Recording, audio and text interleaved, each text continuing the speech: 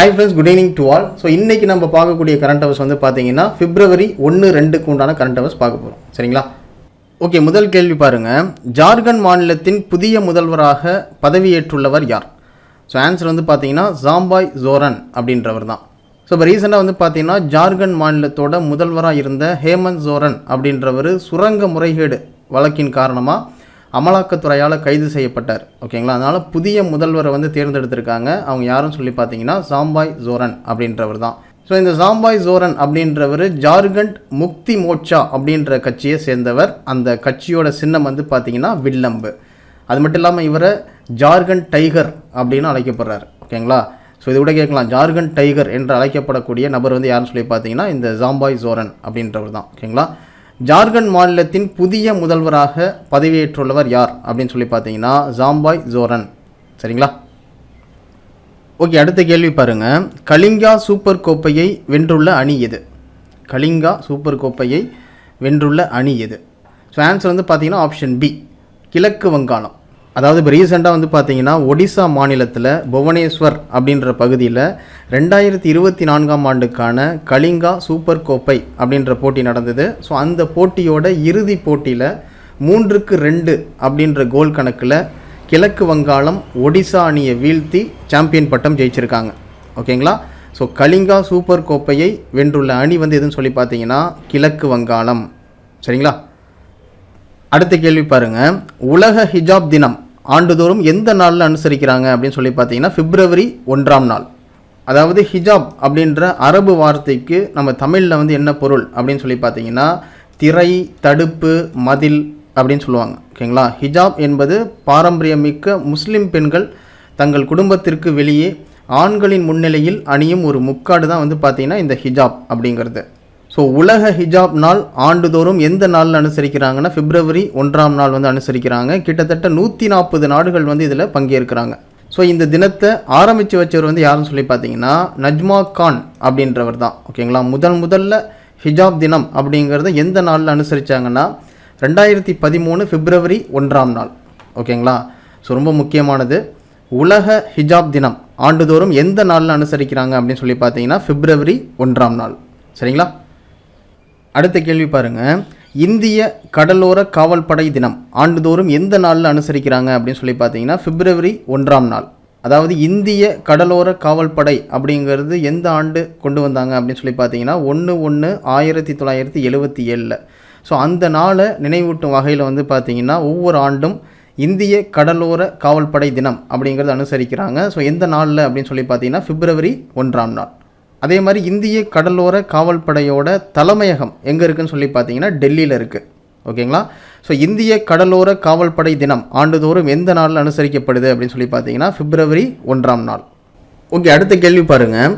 உலக சமய நல்லிணக்க வாரம் ஆண்டுதோறும் எந்த நாளில் அனுசரிக்கிறாங்க அப்படின்னு சொல்லி பார்த்தீங்கன்னா February 1 முதல் 7 வரை. அதாவது February முதல் வாரத்தை தான் வந்து பார்த்தீங்கன்னா உலக சமய நல்லிணக்க வாரமாக அனுசரிக்கிறாங்க.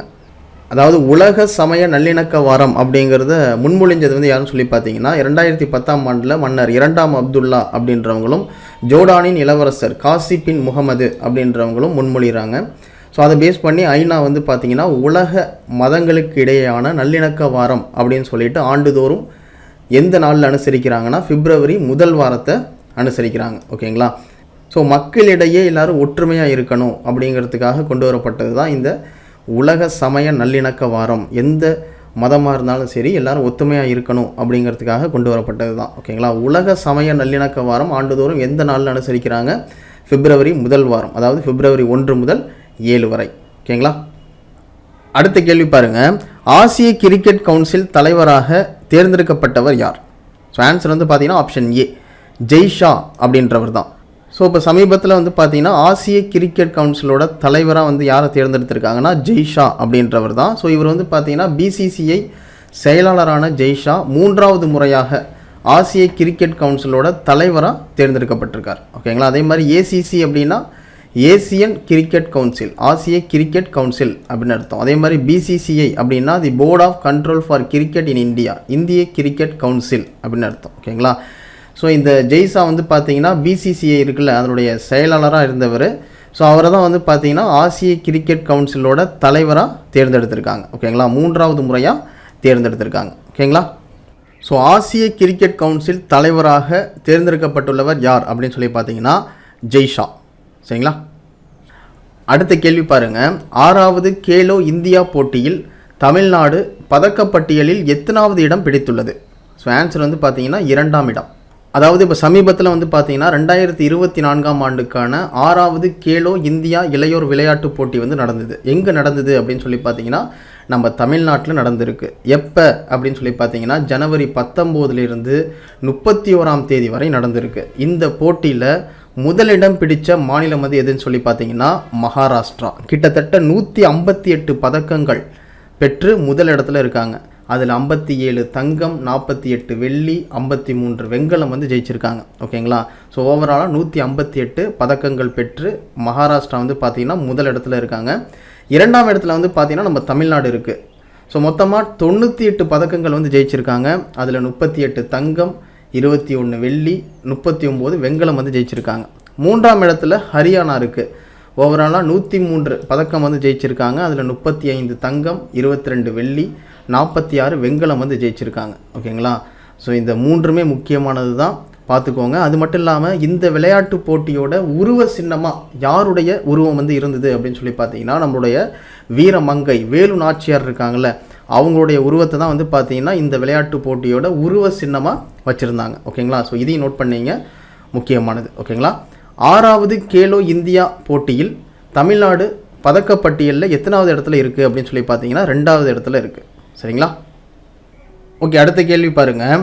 இப்ராஹிம் ஸ்கந்தர் பின்வரும் எந்த நாட்டின் மன்னராக தேர்வு செய்யப்பட்டுள்ளார்? ஸோ ஆன்சர் வந்து பார்த்தீங்கன்னா ஆப்ஷன் பி, மலேசியா.